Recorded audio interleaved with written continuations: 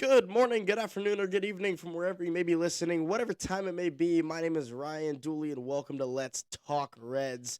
No Justin today. It's going to be a solo mission for today and the next episode. He's out of town dealing with some family stuff, so he will be back in a couple days to record some of these, but just me for this one, which honestly is okay because if there's one of us that is a huge Matt McLain fan and wanting to talk about him a lot, it is me.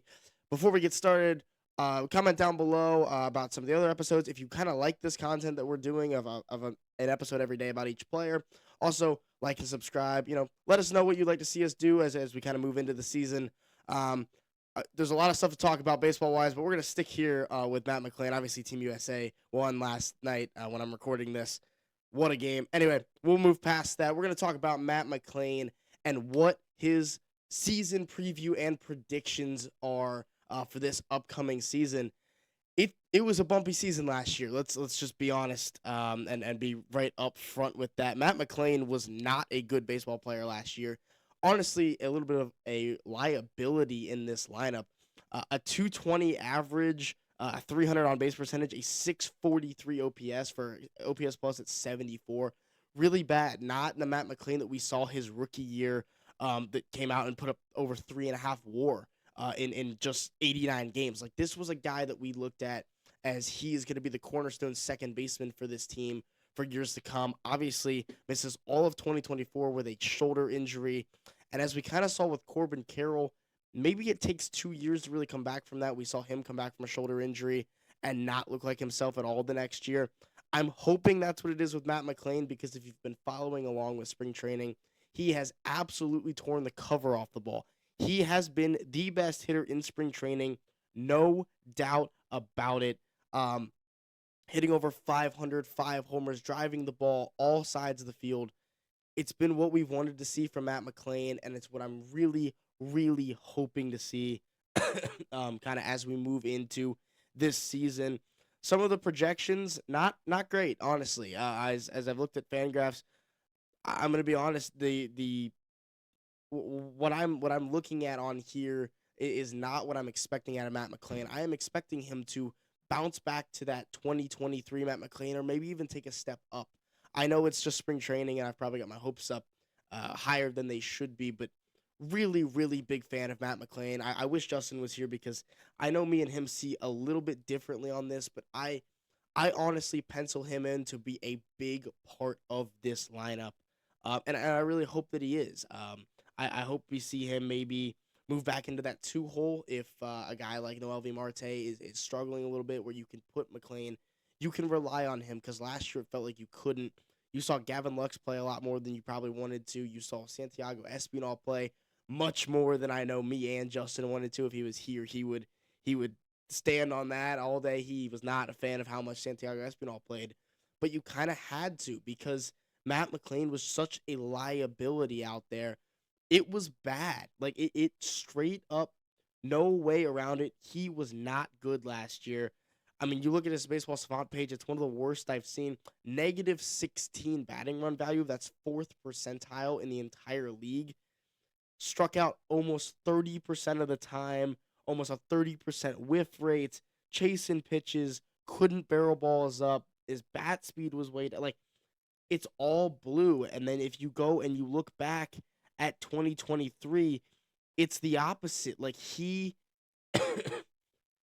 is so good at barreling up baseballs. He's so precise with that bat. Obviously, not the biggest guy, 5'8", 180, but like an 864 OPS, a 507 slugging from that, 16 homers in about half a season of at bats. Like, this is a guy who could hit 25 homers this year, and I wouldn't really bat an eye too much. I'm not saying that I'm expecting that per se, but I'm expecting him to be kind of a fire, the fire that he brought to that lineup in 2023. I'm expecting to see that back this year, and I love that he's having a hot spring and looks much more like the player we thought we were going to see than the player we saw last year. Um, we can talk about him a little bit defensively and we'll start on the bases. Stole 18 bases last year, which I really like. Stole 14 in 2023. Would love to see him break 20 this year. I would love to see Matt McLain go 2020, and I believe he is capable of doing this. You just kind of the question with him is how much do you take into account last year? And the answer really should be a lot because it was his first full season um, in the big leagues, and it was bad. I think if he didn't have the 2023 that he did, he would have been in the minor leagues last year. It was a liability to throw him in that lineup, and it's a reason you saw him not in the lineup as much. I feel like I'm going in circles here of how bad he was last year, but I'm so excited to see what he's going to do this year. I really am. I want to see that barrel rate be back over 10%. I want to see that exit velocity. You know, I want to see that Matt McLain that's driving balls into gaps and using the entire field and controlling the strike zone. That is the biggest thing for him. He's always been a strikeout guy. Weirdly enough, he kind of came up as a contact hitter and was in college, but even in his good season in 2023, 16th percentile in K rate at just 25 and excuse me 28.5%. Um, he's got to be better at that, and he has been this spring. I could sit here and talk about. I know I don't want to overreact to spring training, but when a guy is leading the MLB in almost every offensive category, especially after having a year like he did, it was such a disappointment. It makes you excited for what you could see this year. I think he should be the opening day.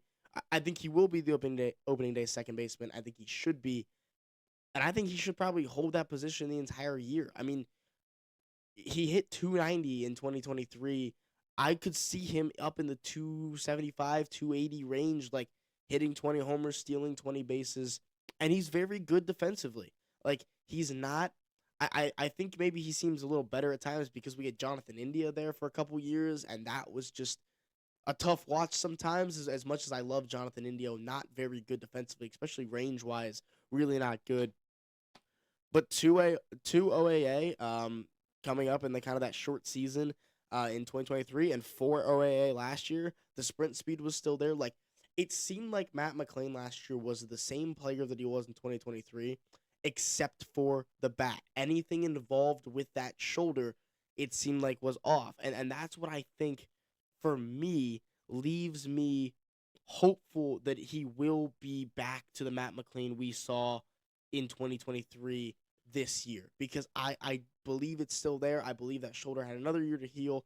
I think he feels more comfortable. I think he's got his confidence back. I think that's what this spring really helps with is getting that confidence back that he needed so desperately. We'll look at some of the projections here, kind of here on Fangraphs.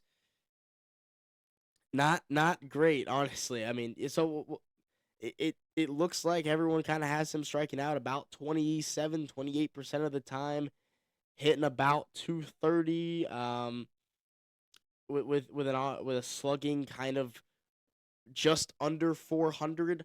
I would be really surprised with this. I understand he's not going to slug the 1.105 that he is right now. He's not going to hit 550 all year. But I can see him hitting 280 with a 340 on base percentage and slugging close to 500. I could 100% see that. And honestly, I kind of am expecting that. I will be very disappointed if he goes out and looks more like 2025 Matt McLain than he does 2023 Matt McLain. I think he's going to look much more like that rookie season Matt McLain. And if he doesn't, it does bring into question maybe he's not the player we thought he was.